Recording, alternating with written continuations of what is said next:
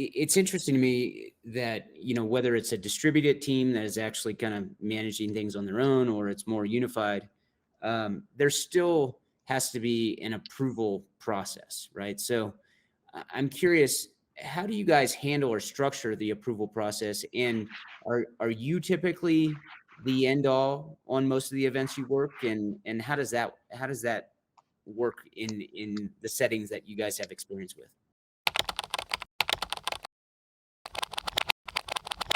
I'll tell you what, the approval process, especially on the asset side, um, it really doesn't get done in a delivery back to the requester, right? Mm. Because it's not easy. Some of these assets are shared assets. Some of it's about time and the way that the workflow goes. Because one of the biggest challenges that I found with all of the different advancing platforms is that none of them solve the working with the data inside of the system. Just about every asset manager that I know, they take the data, they export it from the system, and then they go manipulate it in a way that's meaningful to them. And that's because these different assets, the data manipulation, what the end result of what they're trying to get is different for each of these assets. Now, there may be some shared commonalities, but once it leaves the system, it becomes, it's not an easy chore for an asset manager to go back in there and do all these approvals.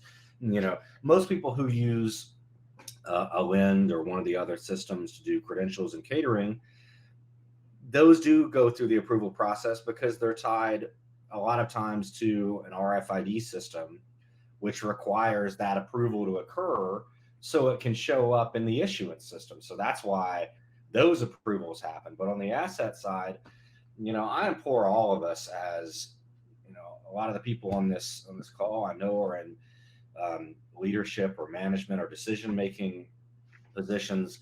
And I implore all of us to try to remember what it was like when we were just working for a team, working for a vendor. You've made all these requests, you've met all the deadlines, and then you never hear anything back. You don't know what's approved. You don't know what you're getting. You show up on site and you go to golf cart world and you're like, hi, I'm John Doe. I'm here to pick up my golf carts. And, that's when you find out what you get. And I certainly empathize with the asset managers on this process because the system doesn't make it easy and it is a lengthy process. So I understand where the kind of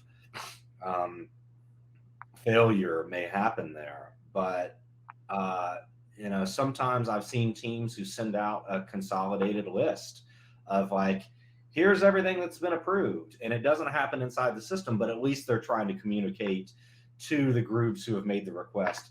Here's what's approved and what's not. But yes, in an ideal world, we would do all these approvals because that's part of the challenge too, of when you're looking back at a previous year and trying to compare it versus the order sheets of what was actually ordered. There are changes that have happened that may have only happened over email, that you don't know that the integrity of the data in the system is what. Trying to match that up to the order sheet and attribute it to a group, ultimately probably to a budget, is very difficult to do without the actual marking of it being approved. And it's not, no one has solved this. Everyone's trying hard to do it and to do it well, but it's not an easy process. Any thoughts on the approval process, Gina? Yeah, I generally am one of the very few that approve different elements, and we try to kind of gauge what resources did they have last time? Does that still apply? But also, I'm in a position where I understand, oh, well, we gave them one more staff member this year. So of course they need meals for one more person. Of course they need another radio. So there's certain things that are just inherently approved based on the people or the contracts that were already confirmed. once it's a drastic change from what we were anticipating that department to ask for, then it goes up the line, and for us, it goes to the owner level, and we have to sit and figure out, can we do that? Do they need that? Do we have an alternative for them? Maybe they don't need a cart. We have a pickup truck. Great, we'll give you that instead. So we do our best to make accommodations for what they're asking for, and it is certainly important to go back and let them know. I'm now kind of wondering, how much did we tell them they were approved? Rather, is it more, it's assumed it's approved unless we show up saying it's not. But it is important to give that feedback loop. Just because they asked for shelves doesn't mean we have enough shelves to go around, and then maybe eventually you learn, should shelves be able to be requested if you only have a few of them. It's all trial and error as you go, but it's just important that the approval process happens quickly. You can't sit on it for a month and expect it to be okay.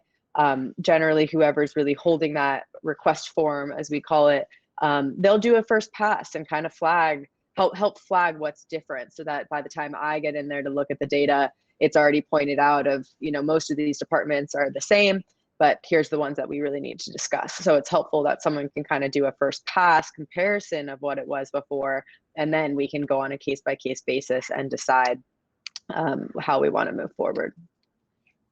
And knowing that things can get pretty chaotic in load in, and when people show up and not knowing what they've been approved for, how are you guys defending against that in your communication? Is there communication that goes out a few weeks in advance of exactly what they've gotten, or how are you doing that?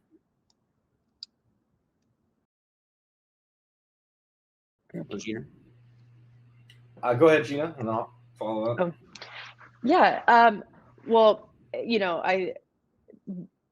answering that, we definitely need to let people know. And I know I just kind of mentioned, I wondered how much we actually did approve it, versus just follow up to let them know we, maybe can't do it.